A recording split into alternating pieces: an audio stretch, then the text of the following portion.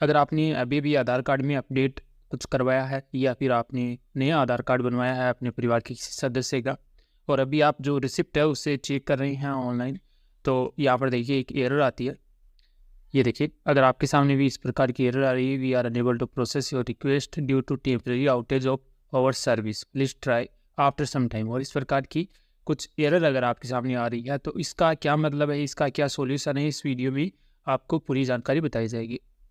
तो मैं डायरेक्ट आपको इस एरर के आने के जो मुख्य कारण है वो बता देता हूँ। सबसे पहला और बड़ा कारण होता है इस एरर के आने का, जब हम यहाँ पर इनरोलमेंट नंबर या यहाँ पर जो डेट है जिस दिन आधार अपडेट किया गया वो डेट, या फिर यहाँ पर जो टाइम दिया गया है वो टाइम अगर गलत डालते हैं तो ये एरर आती है। तो आप एक बार फिर से ठीक से चेक कर लीजिए। अगर आपको किसी ने फ़ोटो भेजी है तो आप एक क्लियर फ़ोटो मंगा सकते हैं अगर उसमें सही से नहीं दिख रहा।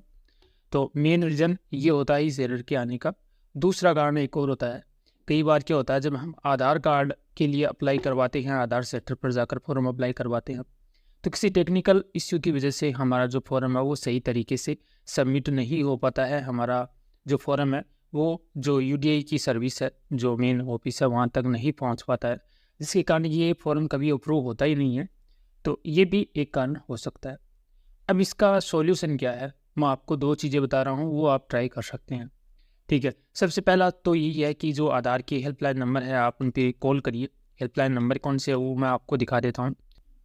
तो जो सबसे पहला तरीका है वो है, आप आधार की जो हेल्पलाइन नंबर है ये देखिए 1947, इस पे आप कॉल कर सकते हैं और जो कस्टमर सर्विस है उनसे आप बात कर सकते हैं। वो आपकी सहायता करेंगे, आपने अपनी जो रसीद संख्या है वो बता सकते हैं।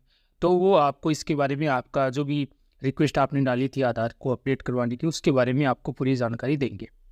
ठीक है, अभी हो सकता है कि आप ये कॉल करें और आपका कोई समाधान ना मिले, तो आप समझ जाइएगा कि आपका जो फॉर्म है वो किसी न किसी टेक्निकल इश्यू की वजह से सबमिट नहीं हुआ है सही तरीके से। तो अभी आपको आधार सेंटर जाना पड़ेगा। आप चाहें तो जिस आधार सेंटर से आपने आधार कार्ड अपडेट करवाया था आप उसी पर जा सकते हैं और वो रसीद दिखा सकते हैं कि भाई हमने आपके यहाँ से आधार अपडेट करवाया था या नया नामांकन दर्ज करवाया था और अभी तक आप हमारा जो काम है नहीं हुआ है, आप चेक करिए।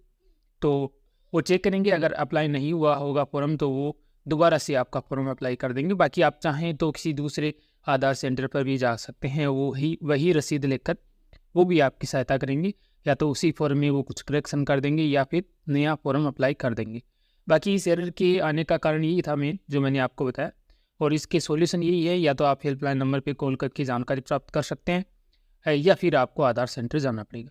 जानकारी पसंद आई है तो वीडियो को लाइक कर लीजिएगा। चैनल पे पहली बार आए हैं तो चैनल को जरूर सब्सक्राइब कर लें।